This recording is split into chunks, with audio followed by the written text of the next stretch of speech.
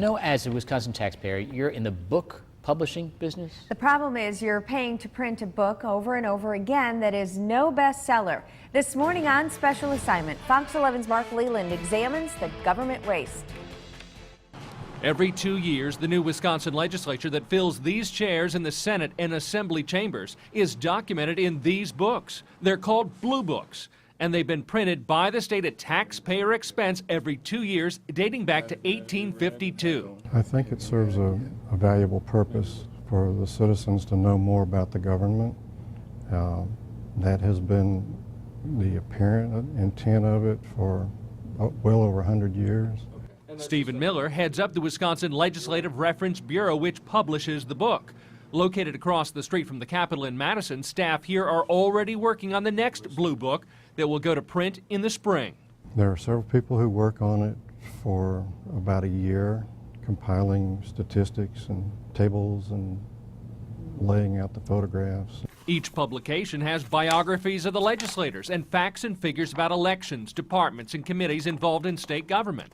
But it also includes various arcane statistical information, like the state's highest points geographically. The top spot is Timms Hill in Price County.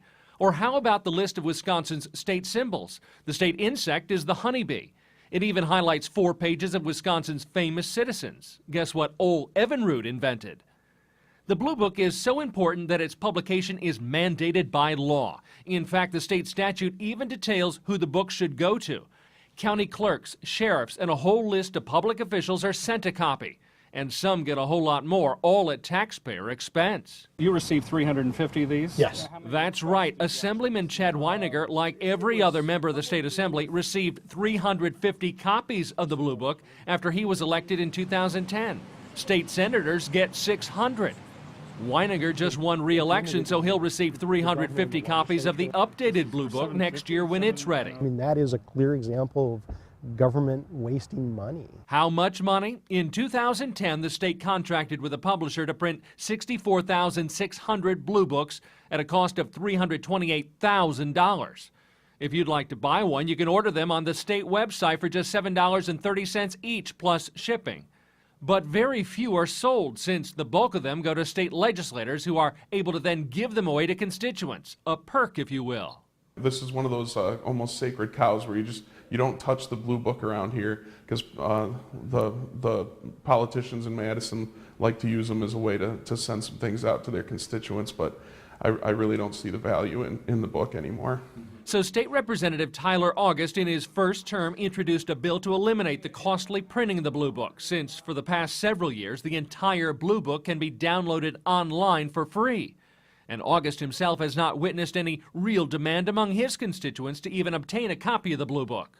I don't have constituents clamoring for them. They don't contact my office and say, hey, can you please send me one of these great Blue Books? It really ends up being a paperweight. If it even gets that far, both August and Weininger say many of the Blue Books have an even worse fate. A number of them get thrown in the garbage, don't they? Yeah, absolutely. I mean, it's one of the big mysteries around here is how offices deal with their Blue Books when they have a lot of extras. There is a lot of waste going on in Madison, and unfortunately there are people that get 300-400 Blue Books and they sit on them in offices, and at the end of the year they just throw them out. I think that's very wasteful.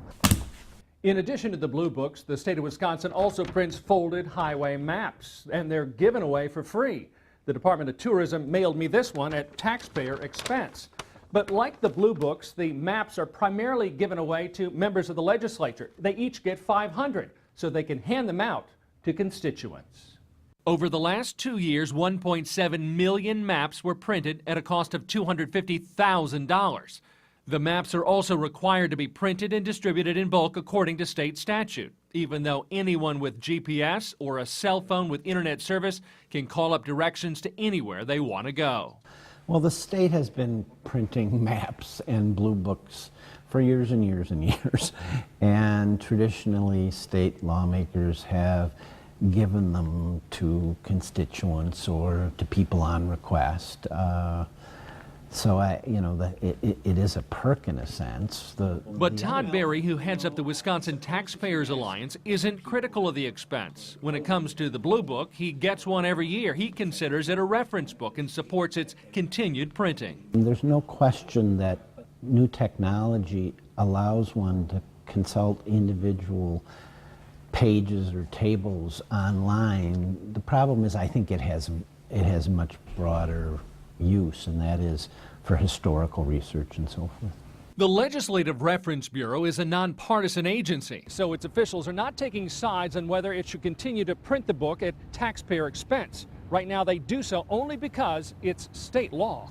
I don't have a personal stake in it. I'm trying to follow the law, trying to administer the statute as it's written. August is willing to work out a legislative compromise. He says maybe take orders from legislators and print fewer books.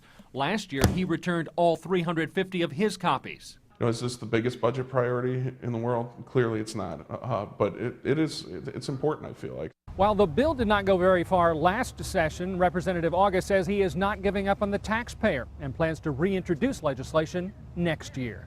In Madison, Mark Leland, Fox 11 News. You can take a look at the state statutes that require the printing of the Blue Book and state highway maps on our website at fox11online.com. That's where you'll find links to download the Blue Book as well as how to order a free Wisconsin map.